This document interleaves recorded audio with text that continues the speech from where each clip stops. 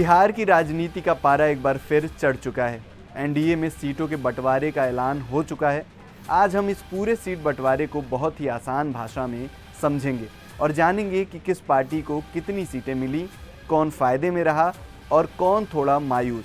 साथ ही ये भी बताएंगे कि इस बार के चुनाव में क्या कुछ नया और दिलचस्प देखने को मिल सकता है।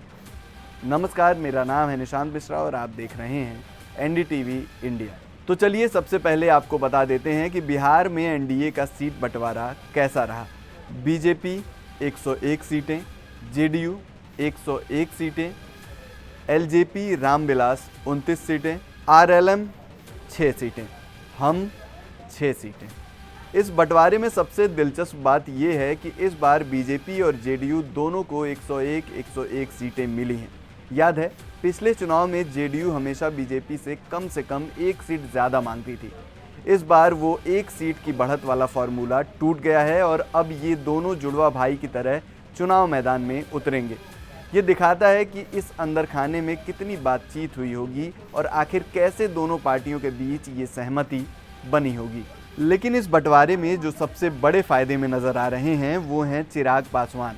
उनकी पार्टी एलजेपी रामविलास को पूरी 29 सीटें मिली हैं और सिर्फ सीटें ही नहीं बल्कि चिराग अपनी पसंद की 3 सबसे अहम सीटें लेने में भी कामयाब रहे हैं। हिसुआ, गोविंदगंज और ब्रह्मपुर। इन सीटों पर काफ़ी माथापच्ची चल रही थी, लेकिन आखिरकार चिराग ने बाजी मार ली।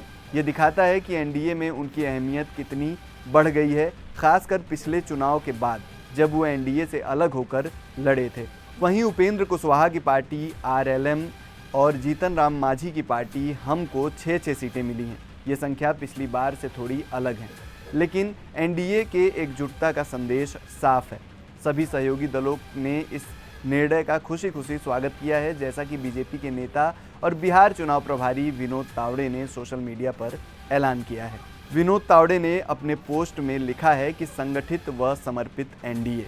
आगामी बिहार विधानसभा चुनाव के लिए एनडीए परिवार के सभी सदस्यों ने सौहार्दपूर्ण वातावरण में आपसी सहमति से सीटों का वितरण पूरा किया, यानी सब कुछ बड़े ही प्यार और समझौते से हुआ।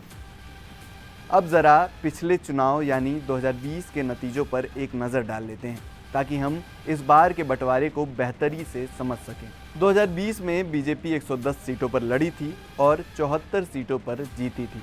जेडीयू 115 सीटों पर लड़ी थी और उसे सिर्फ 43 सीटें मिली थी। जीतन राम मांझी की पार्टी हमने 7 सीटों पर चुनाव लड़कर 4 सीटें जीती थी और तब चिराग पासवान एनडीए से अलग थे और उन्होंने 100 से ज़्यादा सीटों पर चुनाव लड़ा था। इस बार वो एनडीए के साथ हैं और यही सबसे बड़ा बदलाव है। इस बार के चुनाव में एक और दिलचस्प बात देखने को मिल सकती है, उम्मीदवारों की स्वैपिंग।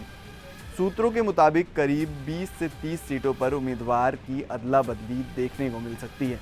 इसका मतलब ये है कि किसी एक सीट पर बीजेपी का मजबूत उम्मीदवार जेडीयू के सिंबल पर या जेडीयू का मजबूत उम्मीदवार बीजेपी के सिंबल पर चुनाव लड़ सकता है।